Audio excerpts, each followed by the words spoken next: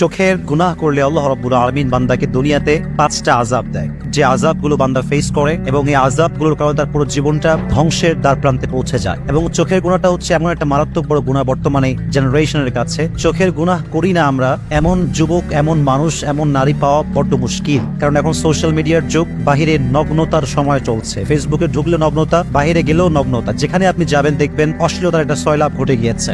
যদি আপনি চোখের গুনাহ করেন, like you watch pornography and you watch blue films or Hindi cinema, আপনি চোখের গুনাহ করছেন, চোখের পাপ করছেন। আপনি যদি ব্লু ফিল্ম দেখেন, অশ্লীল ভিডিও দেখেন, খারাপ কোনো বাজে জিনিস দেখেন যেটা ইসলাম নিষেধ করেছে, আপনার জীবনের সর্বপ্রথম যে আযাব আপনি ফেস করবেন সেটা হচ্ছে there will be no barakah in your রিজিক। আপনার জীবনের যে রিজিক আছে, আয়ের যে বরকত আছে, যে সোর্স আছে, এখানে আপনি বরকত খুঁজে পাবেন না। মনে রাখবেন, বরকত মানে হচ্ছে টাকা আমার ইনকাম কম হতে পারে, বাট এটা লং লাস্ট হবে, এটার একটা বরকত থাকবে, এটার একটা সৌন্দর্য থাকবে। অনেকে দেখবেন 10 লাখ টাকা ইনকাম করে, বাট 10 দিনে শেষ হয়ে যায়। অনেকে 10,000 টাকা ইনকাম করে, বাট মাস শেষে সেভিং থাকে, সেভিংস করতে পারে তারা। তাহলে বোঝা গেল 10 লাখ টাকা যদি বরকত না থাকে তার কোনো দাম নাই, বাট 10,000 টাকা যদি বরকত থাকে এটার দাম আছে না নাই?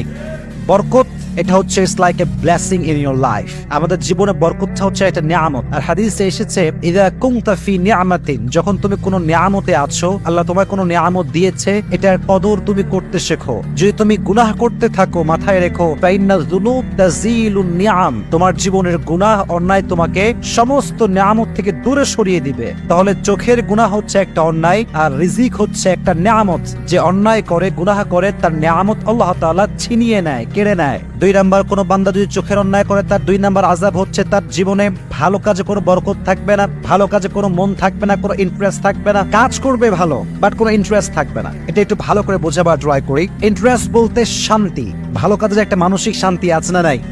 আচ্ছা, মনে করেন আপনার বয়স যখন মাত্র 7-8, তখন দেখবেন, খেয়াল করবেন যে বাচ্চারা খুব দৌড়ে দৌড়ে মক্তবে যায়, সিবারা পড়তে চায়, আলিফ বাতা খুব শখ করে পড়ে, সূরা মুখস্থ করলে সবাইকে শোনায় বেড়ায়। কারণ তার জীবনে কোনো গুনাহ আজ পর্যন্ত সে করে নাই, তাই তার ভালো কাজে একটা মনোযোগ আছে। এই যে ছোট্ট বাচ্চারা হাফেজ হয়ে যায় অল্প বয়সে, কেন? তাদের ভেতরে একটা কাজের শান্তি আছে, আল্লাহ নিয়ামতটা দিয়েছে। কেন? সে এখনো চোখের গুনাহ বোঝে না, হাতের গুনাহ বোঝে না, কোনো গুনাহ সে বোঝে না, তাই তার ভালো কাজে একটা বরকত আছে না নাই?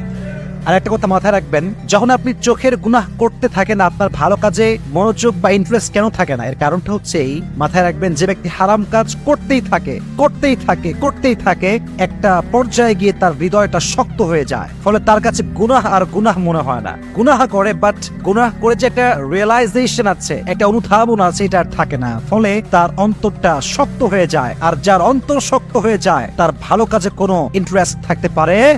তাহলে বোঝা গেল, আপনি যদি চোখের গুনাহ করতেই থাকেন, আপনার যে ভালো কাজে একটা আগ্রহ, এটা কমে যাবে। যদি আপনি চোখের গুনাহ করতেই থাকেন, যদি এরকম চলতেই থাকে, চোখের গুনাহ হতেই থাকে, গ্রাজুয়ালি আপনার যে মেমোরি লেভেল, আপনার যে স্মরণ শক্তি, এটা আপনার স্মরণ শক্তিকে কমায় দিবে। আপনার স্মরণ শক্তি যদি আগে ছিল 100%, এটা লো হতে হতে 10%-এও আসতে পারে। এবং হাদিস তো তাই বলে, যখন কোনো মানুষ চোখ দিয়ে গুনাহ করে, চোখ দিয়ে বাজে অশ্লীল ভিডিও বা বাজে জিনিস দেখে, যেটা ইসলাম পরিপূর্ণ নিষেধ করেছে, আল্লাহ রাব্বুল আলামিন তার ব্রেনের যে অ্যাক্টিভিটি লেভেল, এটাকে লো করে দেয়। আপনি দেখবেন একজন বাচ্চা যার বয়স 8 থেকে 9, অনেক ইতিহাস আছে এরকম, কোন বাচ্চা 30 দিনে হাফেজ হয়ে গেছে, কোন বাচ্চা 15 দিনে হাফেজ হয়ে গেছে, কোন বাচ্চা 1 মাসে হাফেজ হয়ে গেছে, কোন বাচ্চা 1.5 মাসে হাফেজ হয়ে গিয়েছে। এরকম নিউজ বাংলাদেশ সহ গোটা বিশ্বে আছে না নাই?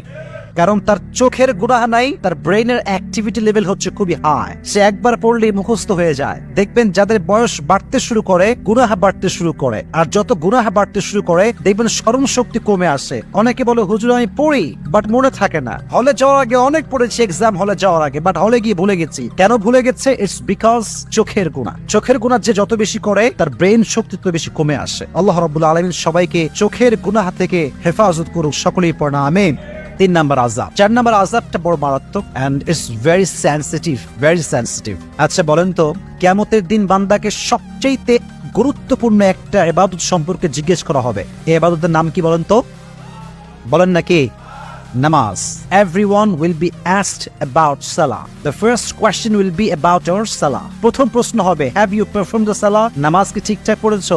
This will be the first question in the day of judgment. কিয়ামতের কঠিন ময়দানে প্রথম কোয়েশ্চেন বা প্রথম প্রশ্ন হবে নামাজ সম্পর্কে। হাদিসে এসেছে যে ব্যক্তি চোখের গুনাহ করতেই থাকে, আল্লাহ রাব্বুল আলামিন তার নামাজে যে মনোযোগটা ছিল এই নামাজে মনোযোগটা কেড়ে নেয়। নামাজে আর তার কোনো মনোযোগ থাকে না।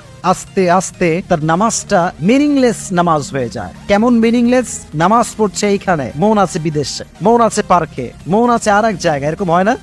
দেহ আছে এখানে, মন আছে আর এক জায়গায়। এর কারণ হচ্ছে চোখের গুনাহ করলে নামাজের ভেতরে যে কনসেন্ট্রেশনটা এটা অটোমেটিক্যালি উঠে যায়। এজন্য যারা বলেন যে হুজুর নামাজে মন নাই, I can not concentrate in my সালাহ, একটু চেক করেন নিজেকে যে আপনি কি চোখের গুনাহের সঙ্গে জড়িত আছেন কিনা। যার চোখের গুনাহ যত বেশি, নামাজের সঙ্গে তার কানেক্টিভিটি তত বেশি কম। 5 নম্বরটা হচ্ছে সবচেয়ে বড় মারাত্মক। 4টা বলেছি, অবশ্যই এটা ক্ষতিকর, অনেক বড় আযাব। 5 নম্বরটা আরো বিশাল বিশাল বড় আযাব। আযাবটা হচ্ছে যে বান্দার চোখের গুনাহ করে, চোখের অন্যায় করে, চোখ দিয়ে ব্লু ফিল্ম দেখে, অশ্লীল ভিডিও দেখে। আল্লাহর হাবিব বলেছেন চোখের গুনাহ যে করে মৃত্যুর সময় তার জবানে কালেমা নসিব হবে না। বলেন নাউজুবিল্লাহ। কালেমা নসিব হবে না, তার জবান দিয়ে কালেমা বের হবে না। সে যতই ট্রাই করুক না কেন তার জবানে কালেমা আটকে যাবে, সে কালেমা পড়তে পারবে না। ইটস বিকজ চোখের গুনাহ। চোখের গুনাহ আপনার কালেমাকে কেড়ে নিবে।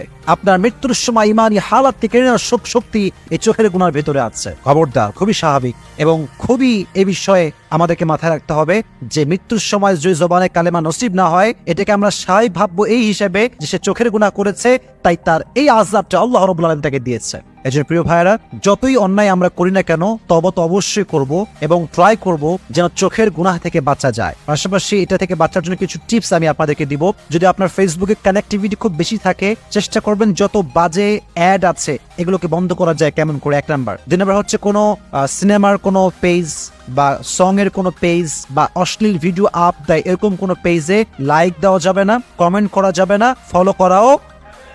যত বেশি পারেন ভালো ভালো পেজে লাইক দিবেন, কমেন্ট করবেন, ফলো দিয়ে রাখবেন। এতে করে আপনার সামনে বারবার ভালো ভালো ভিডিও শো করবে এবং আপনি নিজের নফসকে কন্ট্রোল করতে পারবেন। আর সবচেয়ে বড় মারাত্মক বিষয়টা হচ্ছে যখন আপনি একটা চ্যানেল সাবস্ক্রাইব করছেন যেটাতে সবসময় নগণ্য ভিডিও আপলোড হয়, ওটার নোটিফিকেশন যখন আপনার কাছে আসবে, অ্যাজ এ মুসলিম অথবা as a normal man, you will not able to control yourself from this video. কারণ হচ্ছে মানুষ তো মানুষ মাত্রই ভুল।